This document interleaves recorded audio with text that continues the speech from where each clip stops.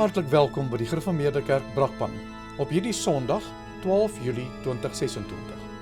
Vandag se leesdiens waargeneem deur ouderling Andries Kreur. En hy lees vandag uit Hebreërs 11 en die tema die eerste moord op aarde.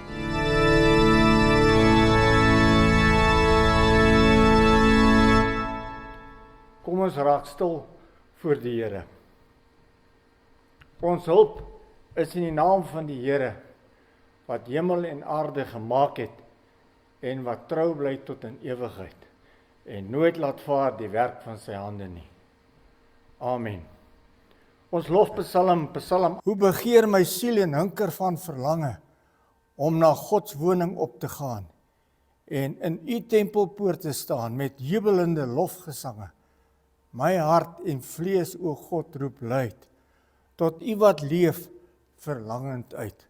Psalm 84 vers 1 en 6, daarna bely ons geloof.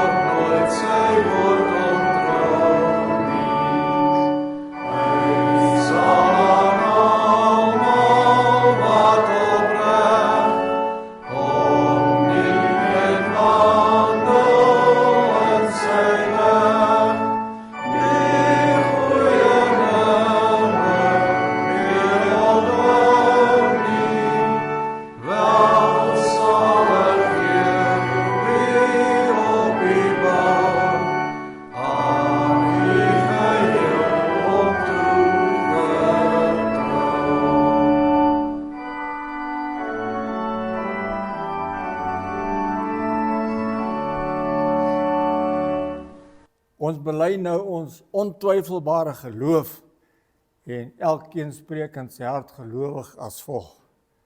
Ek glo in God die Vader, die almagtige skepper van hemel en aarde, en in Jesus Christus, sy enige gebore Seun, ons Here, wat ontvang is van die Heilige Gees, gebore uit die maagd Maria, wat gelei het onder Pontius Pilatus, gekruisig is, gesterf het, en begrawe is, wat die angste van die hel tot in die dood toe ondergaan het, opgevaar het na die hemel, en sit aan die regterhand van God die almagtige Vader, waarvandaan hy sal kom om die lewendes en dooies te oordeel.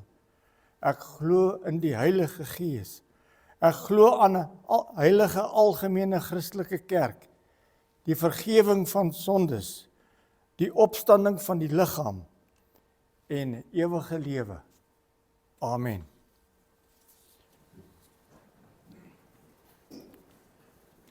Ons luister nou met die nodige eerbied na die wet van die Here, Eksodus 20.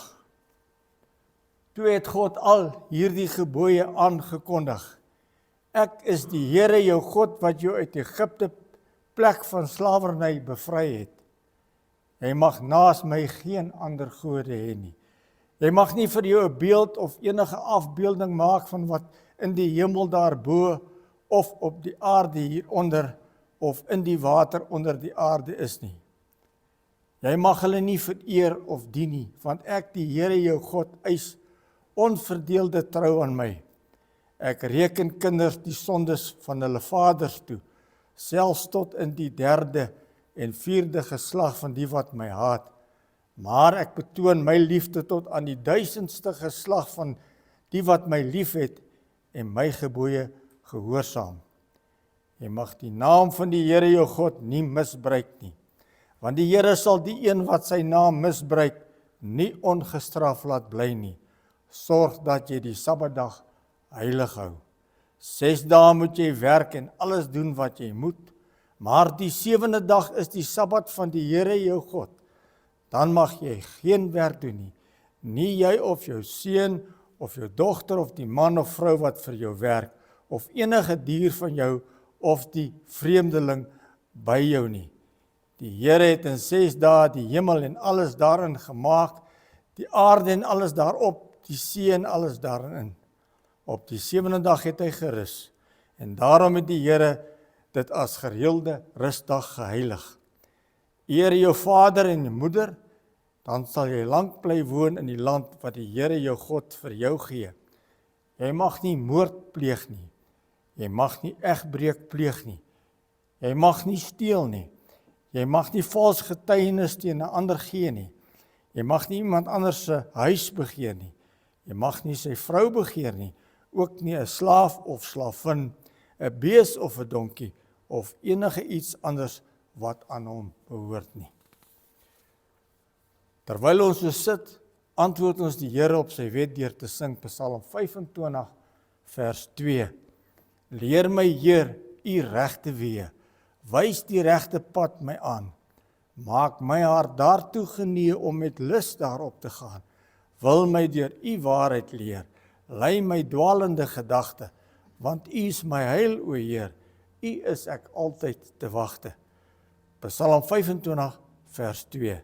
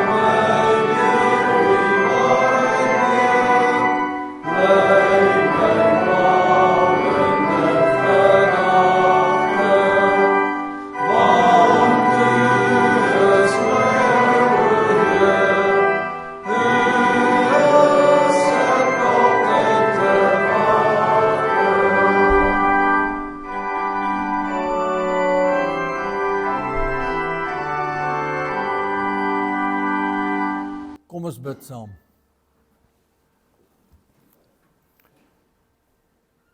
Ons almagtige God en Vader, waar sou ons nie gewees het as u seun Jesus Christus nie na hierdie aarde toe gekom het om 'n herder te wees vir ons sy skape nie.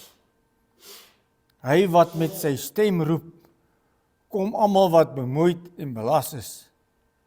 Hy wat ons vertroos met die wete en met die woorde, dat sy juk sag is en sy las lig is. Ons dank u vir ons Here Jesus Christus, wat 99 skape sal eenkant los, om daardie een verlore skaap te gaan soek. En hoe dikwels is dit nie een van ons nie. Ons wat gedurig deur maar geneig is om af te dwaal, om weg te dwaal, om te verdwaal. Ons wat gedurig deur met die stroom van die tyd saamdrywe, ons wat dikwels ver van U af is, waar sou ons nie gewees het, as die Here Jesus Christus ons nie kom haal het nie, en daarom dank ons U in besonder, dat hy ook vanoggend ook hier teenwoordig is deur sy woord en gees, om ons te lei in ewige waarheid, om vas te hou naby aan hom, ons gedagtes en ons denke. En deur ons gedagtes en denke ons harte te rig op hom en sy woord. En op die genade wat ons in hom het, en op sy heilige wet wat ons op pas gehoor het. Ons bid om vergifnis van al ons sondes. Ons bid dat U ons sal vergewe daar waar ons argeloos omgaan, minagtend omgaan met hierdie genade wat ons het. Ons ag nie die erediens nie. Ons ag nie die Here se woord nie. Ons ag nie daai besondere huidige tyd waarin ons in U teenwoordigheid kan kom deur middel van gebed. Ons bid dat ons in sy heilige naam vergewe sal word. Amen. Met die oog op die prediking sing ons Psalm 65 vers 1 en 3. Ek lees net vers 3. Ons sal ons in U huis versadig met hoogste guns bewys, met heilige goed wat U milddadig laat stroom uit U paleis. U antwoord ons in reddingsdade, gedig is U in mag. Ons prys die blyk van U genade, die vyand toon ontzag. Psalm 65 vers 1 en 3 terwyl ons so sit.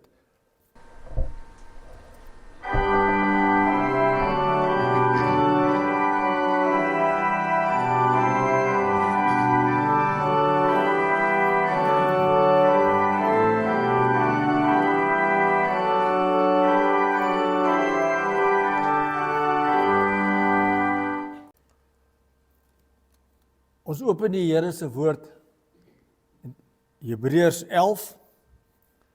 Ons gaan die hele hoofstuk lees, dis 'n lang hoofstuk. Kom ons luister met erns na die woord van die Here. Die geloof dan is 'n vaste vertroue op die dinge wat ons hoop, 'n bewys van die dinge wat ons nie sien nie. Want daardeur het die mense van die ou tyd getuienis ontvang. Deur die geloof verstaan ons dat die wêreld deur die woord van God toeberei is, sodat die dinge wat gesien word nie ontstaan het uit sienlike dinge nie. Dan ons teksvers is dan vers 4. Deur die geloof het Abel 'n beter offer aan God gebring as Kain, waardeur hy getuienis ontvang het dat hy regverdig was, omdat God oor sy gawes getuienis gegee het. En deur dieselfde geloof spreek hy nog nadat hy dood is. Deur die geloof is Henog weggeneem om die dood nie te sien nie. En hy is nie gevind nie, omdat God hom weggeneem het. Want voor sy wegneming het hy getuienis ontvang dat hy God behaag het. En sonder geloof is dit onmoontlik om God te behaag, want hy wat tot God gaan, moet glo dat hy is en 'n beloner is van die wat hom soek. Deur die geloof het Noag, toe hy 'n goddelike waarskuwing ontvang het, aangaande wat nog nie gesien was nie, met eerbiedige vrees die ark gereed gemaak tot redding van sy huisgesin, waardeur hy die wêreld veroordeel het en 'n erfgenaam geword het van die geregtigheid wat volgens die geloof is. Deur die geloof het Abraham, toe hy geroep is, gehoorsaam weggetrek na die plek wat hy as 'n erfenis sou ontvang. En hy het weggetrek sonder om te weet waar hy sou kom. Deur die geloof het hy as vreemdeling gaan woon in die land van belofte, soos in 'n vreemde land, en in tente gewoon met Isak en Jakob, die mede-erfgename van dieselfde belofte. Want hy het die stad verwag wat fondamente het, waarvan God die boumeester en oprigter is. Deur die geloof het Sara self ook krag ontvang om bevrug te word. En toe sy oor die leeftyd was, het sy gebaar, omdat sy hom getrou geag het wat dit beloof het. Daarom is daar ook gebore uit een vader, en dit is 'n verstorwene, kinders so sterf van die hemel, in menigte en soos die sand aan die strand van die see, wat ontelbaar is. In die geloof het hulle almal gesterwe, sonder om die beloftes te verkry, maar hulle het dit uit die verte gesien en geglo en begroet, en het bely dat hulle vreemdelinge en bywoners op aarde was. Want die wat sulke dinge sê, verklaar dat hulle 'n vaderland soek. En as hulle bly dink het aan die vaderland waaruit hulle weggetrek het, sou hulle geleentheid gehad het om terug te keer. Maar nou verlang hulle na 'n beter een. Dit is 'n hemelse. Daarom skaam God hom nie vir hulle om hulle God genoem te word nie, want hy het vir hulle 'n stad berei. Deur die geloof het Abraham, toe hy op die proef gestel is, Isak geoffer. Ja, hy wat die beloftes ontvang het, het sy eniggeborene geoffer. Aan wie gesê is, in Isak sal jou nageslag genoem word, want hy het gereken dat God mag het om selfs uit die dode op te wek. Daaruit het hy hom ook, om so te spreek, terug ontvang. Deur die geloof het Isak vir Jakob en Esau geseën met die oog op die toekoms. Deur die geloof het Jakob op sy sterfbed albei die seuns van Josef geseën en hy het aanbid terwyl hy leun op die knop van sy staf. Deur die geloof het Josef aan die einde van sy lewe melding gemaak van die uittog van die kinders van Israel en bevel gegee aangaande sy gebeente. Deur die geloof is Moses na sy geboorte deur sy ouers 3 maande lank weggesteek, omdat hulle gesien het dat die seentjie mooi was en hulle het nie die gebod van die koning gevrees nie. Deur die geloof het Moses, toe hy groot geword het, geweier om die seun van Farao se dogter genoem te word, omdat hy verkies het om liewer sleg behandel te word saam met die volk van God, as om 'n tyd lank die genot van die sonde te hê, en die smaad van Christus groter rykdom geag het as die skatte van Egipte, want hy het uitgesien na die beloning. Deur die geloof het hy Egipte verlaat sonder om die toorn van die koning te vrees, want hy het volgehou soos een wat die onsienlike sien. Deur die geloof het hy die Pasga gehou en die besprenkeling van die bloed, sodat die verderwer hulle eersgeborenes nie sou aanraak nie. Deur die geloof het hulle die Rooi See deurgegaan soos oor droë grond, terwyl die Egiptenaars, toe hulle dit probeer verdrink het. Deur die geloof het die mure van Jerigo geval, nadat daar 7 dae lank omheen getrek was. Deur die geloof het Rahab die hoer nie saam met die ongehoorsaames omgekom nie, omdat sy die spioene in vrede ontvang het. En wat sal ek nog meer sê? Want die tyd sal my ontbreek, as ek van Gideon, Barak en Samson en Jefta, Dawid en Samuel en die profete sou verhaal, wat deur die geloof koninkryke oorweldig het, geregtigheid uitgeoefen, beloftes verkry, bekke van leeu's toegestop, die krag van vuur uitgeblus, die skerpte van die swaard ontvlug, krag uit swakheid ontvang het, dapper gewees het in oorlog, leers van vreemdes op die vlug gedryf het. Vroue het hulle dode deur opstanding teruggekry en ander is gefolter en wou geen bevryding aanneem nie, om 'n beter opstanding te kan verkry. Ander weer het die proef van bespottinge en geeselinge deurstaan, ook van boeie en gevangenes. Hulle is gestenig, in stukke gesaag, versoek deur die swaard, vermoor.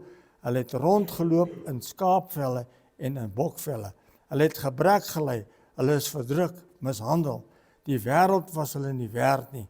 Hulle het in woestyne rondgedwaal en op berge en in spelonke en skeure in die grond.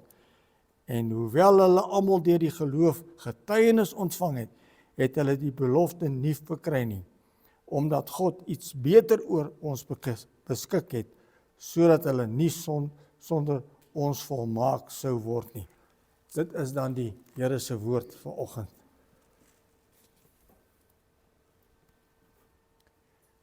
Broeders en susters, ek lees vir julle 'n preek van wyle professor Victor de Assenwil. Ons teksvers is Hebreërs 11 vers 4. Deur die geloof het Abel 'n beter offer aan God gebring as Kain, waardeur hy getuienis ontvang het dat hy regverdig was, omdat God oor sy gawes getuienis gegee het, en deur dieselfde geloof spreek hy nog nadat hy dood is. Die tema, die eerste moord op aarde. Geliefdes in ons Here Jesus Christus, deur die geloof, ten minste 20 keer staan hierdie uitdrukking in Hebreërs 11. Dit klink soos 'n aanhoudende refrein. Soos 'n lang gelid kom daardie bekende man en vroue van die Ou Testament by die kerkdeur van die Nuwe Testament ingestap. Deur die geloof het Abel, deur die geloof het Henog, deur die geloof het Noag, deur die geloof het Abraham. Naderhand word die reis so lank dat die skrywer aan die Hebreërs nie meer kan bybly omdat die tyd ontbreek om oor almal te vertel. Wat deur die geloof koninkryke oorweldig het, geregtigheid uitgeoefen, beloftes verkry, bekke van leeu's toegestop het, ensovoorts. Verse 32 en 33. Met die eerste man op die lys neem die Hebreëbrief ons ver terug tot feitelik by die begin van die geskiedenis, tot buitekant die paradyshek. Daar moes Adam en Eva hulle lewe weer nuut aanpak in die harde wêreld wat wreed deur die sonde vermink is, daar tussen die dorings en distels. Maar daar, buitekant die paradyshek, staan ook die eerste offeraltaar van die mensdom. En daar ontbrand die eerste godsdienstkrisis in die kerk, wat die mensheid oopskeer in twee radikaal teenoorgestelde groepe, die gelowiges en ongelowiges. Daar by die eerste altaar, op die terrein van die eerste primitiewe kerkdiens waar die mens met sy offer direk voor die aangesig van God kom staan, daar word die eerste moord op aarde gepleeg. Aangrypend. Die eerste moord in die geskiedenis het nie in 'n donker agterstraat gebeur nie. Dit was ook nie in 'n kroeg tussen dronkes of bankrowers nie.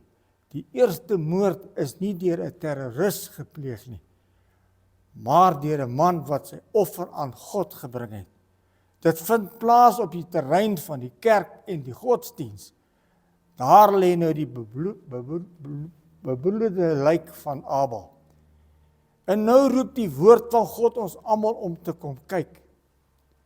Kom julle mense van die Nuwe Testament. Kom kyk na die offers van daardie manne uit die ou wêreld. Kom kyk na hulle werke en toets hulle geloof. Kom kyk na Kain en Abel. En kom kyk na die bloed wat gestort is.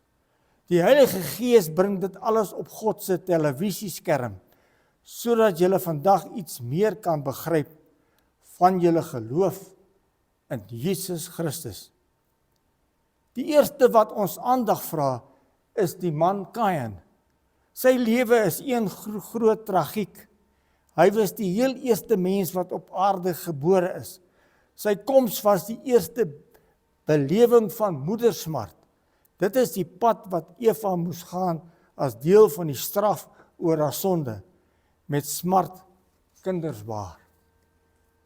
Maar Eva was 'n gelowige mens, en God het tog juis ook aan haar hierdie heerlike belofte van verlossing gegee, dat die een wat uit haar sal voortkom, die slang se kop sal vermorsel. Genesis 3 vers 15. As Kain dan gebore word, dan jubel sy dit uit. Ek het 'n man verkry met die hulp van die Here.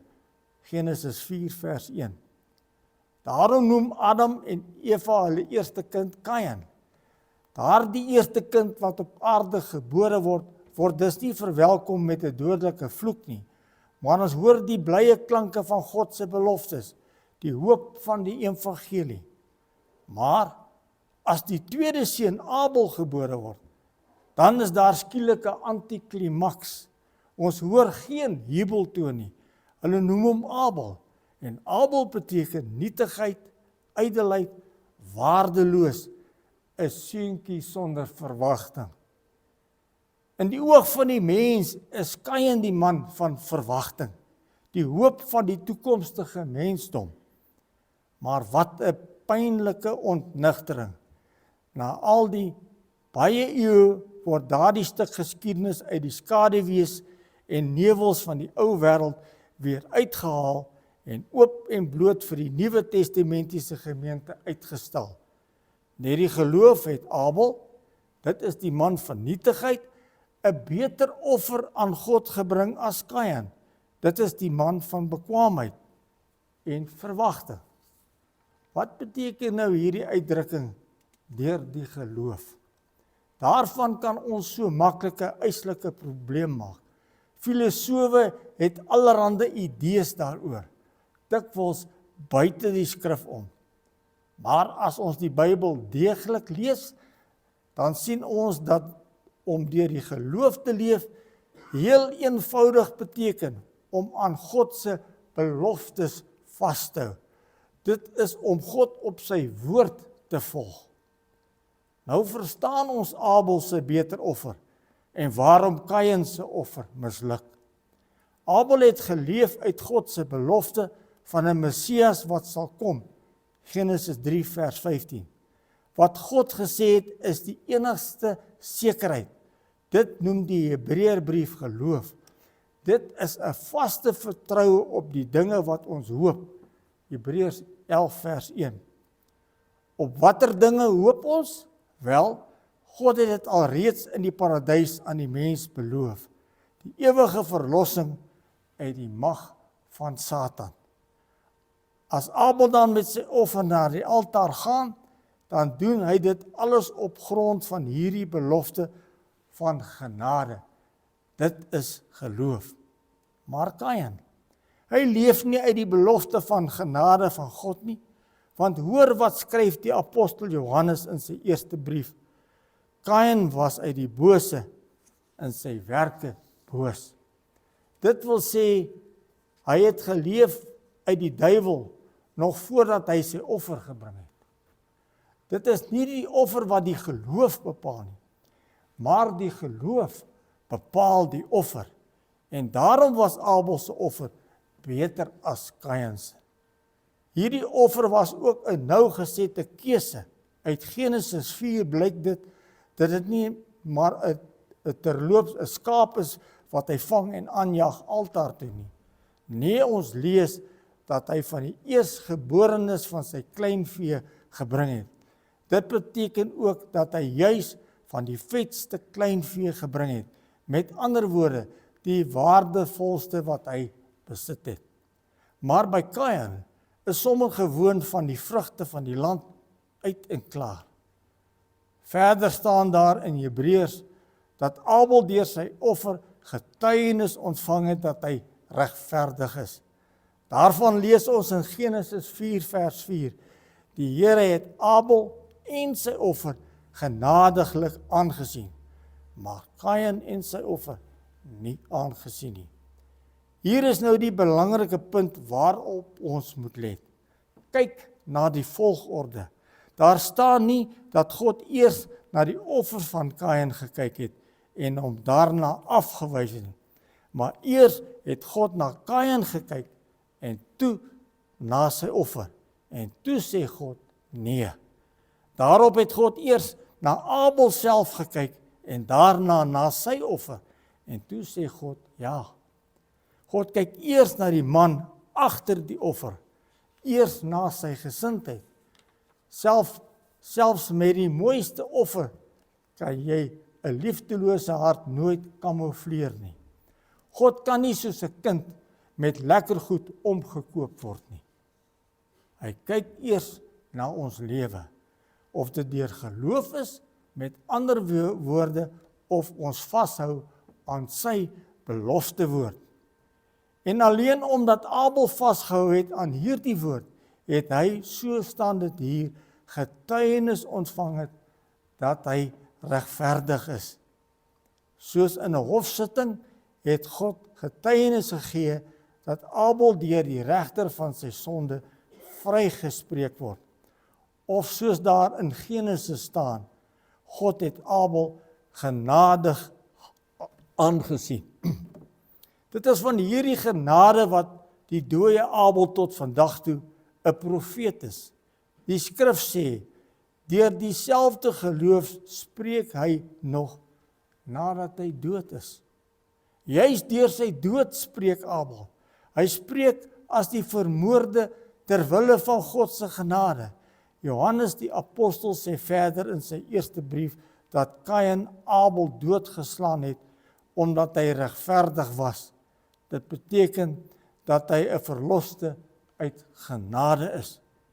Abel se martelaarskap is ook 'n getuienis.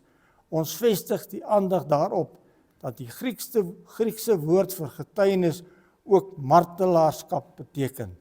Dit is die bloed van Abel wat roep. En wat sê Jesus Christus hiervan? Juis oor Abel het hy 'n uitspraak in die tempel gegee. Ons lees dit in Matteus 23. Dit was toe hy in botsing met die Fariseërs gekom het. En toe hy hulle skynheilige vorm godsdiens ontmasker het. En dit is hierdie skynheilige godsdiens wat 'n bloedstroom in die kerk agtergelaat het. Daar van Abel af langs die pad van die vermoorde profete en deur die eeue heen. Ja, al die regverdige bloed wat vergiet is op aarde, van Abel af sal kom op die hoofde van die skynheilige offeraars. Is dit nie ontsettend nie? Die skynheilige kerkmens dra die skuld vir die martelare van Christus se bloed. Jesus se oordeel is skerp, slange, addergeslag. Hoe sal julle die oordeel van die hel ontvlug? Jesus takseer die kwaliteit, die standaard van ons geloof. Die vraag is heel eenvoudig. Leef ons uit die beloftes van die evangelie of uit ander dinge? Is dit uit onsself of ons eie vermoëns, ons eie motiewe of ons eie geregtigheid wat die genade verdonker? Dit is die vertoonkas-mentaliteit in die kerk. Dan plaas die woord ons voor Kain en Abel. Kyk waarop elkeen se pad uitgeloop het.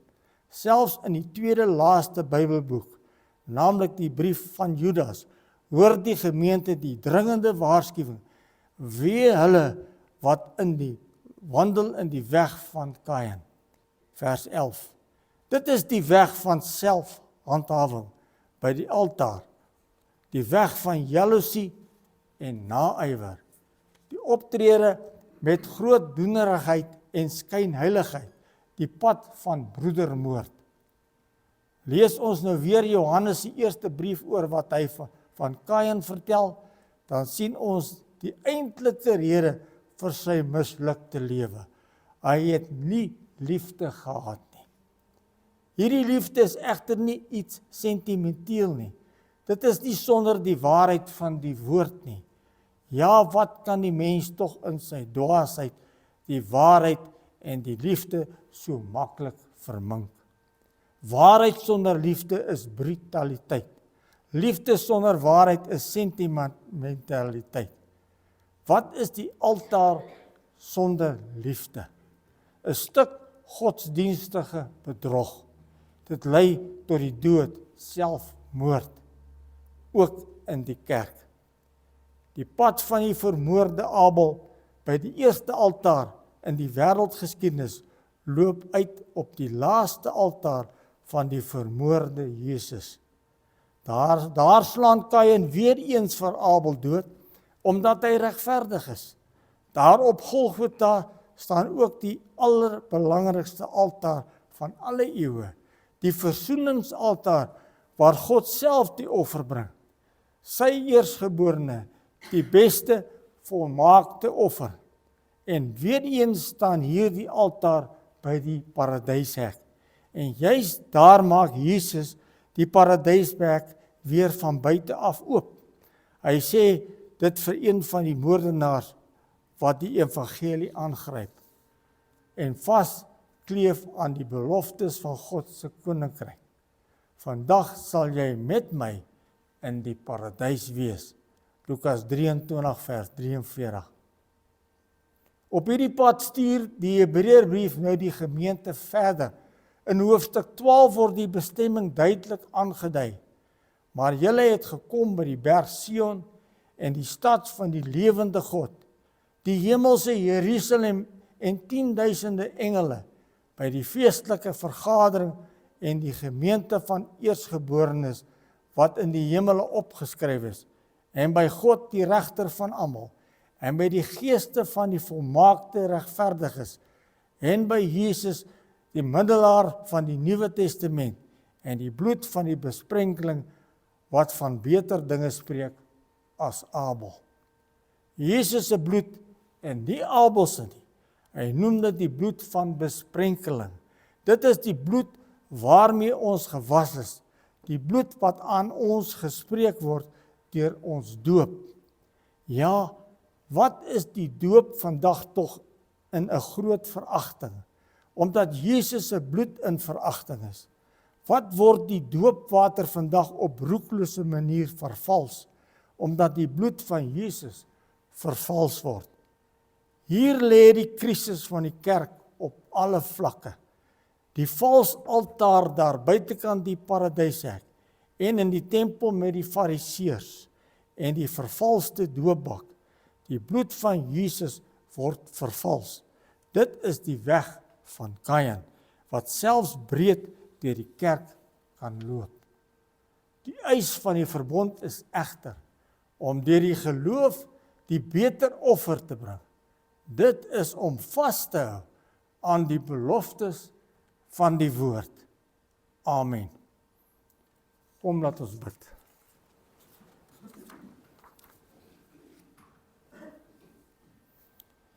Here, almagtige God, laat U heilige naam terwille van ons sondes nie gelaster word nie.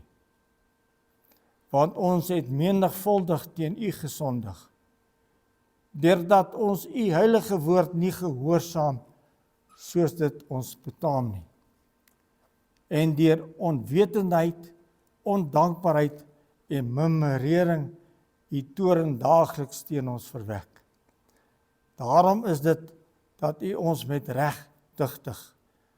Maar o Here, wees gedagtig aan U groote barmhartigheid en ontferm U oor ons. Gee ons kennis van en smartgevoel oor ons sondes en betering van ons lewe. Sterk die dienaars van U kerk, dat hulle getrou en standvastig U heilige woord verkondig. Sterk ons owerheid, dat hulle die wêreldlike swaard met geregtigheid en billikheid voer. Bewaar ons ook teen alle valsheid en ontrou. Verydel alle bose en listige raadslae wat teen U woord en kerk bedink word. O Here, onttrek U gees en woord nie aan ons nie, maar gee ons vermeerdering van die geloof in alle kruis en teëspoed, lydsaamheid en standvastigheid. Kom U kerk te hulp, verlos dit van alle geweld, bespotting en tirannie. Sterk ook alle swakke en bedroefde harte en skenk ons U vrede deur Jesus Christus, ons Here, wat ons hierdie gewisse belofte gegee het. Voorwaar ek sê vir julle, alles wat julle die Vader sal vra in my naam, sal hy julle gee. Ons bid dit alles om Christus ontwil. Amen. Ons slotpsalm is Psalm 89, vers 1 en 6.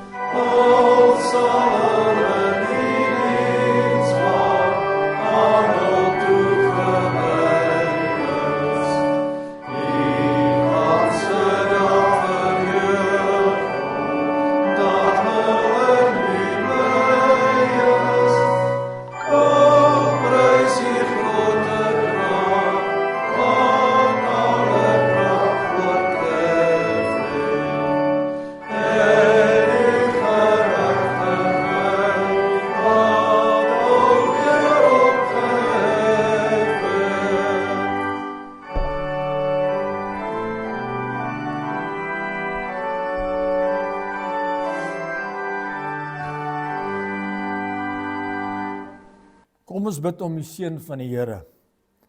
Mag die genade van ons Here Jesus Christus, die liefde van God en die gemeenskap van die Heilige Gees met ons almal wees. Amen.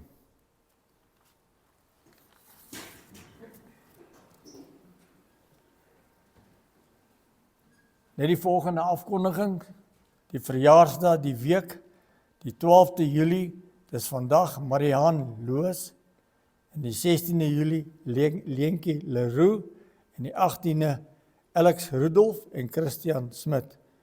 Geseënde jare en dae word vir hierdie broers en susters toegewens. Daar sal as gevolg van die vakansie geen kateksasie en Bybelstudie wees nie. Dit sal hervat net na die vakansie. Aangename week vir julle almal. Baie dankie.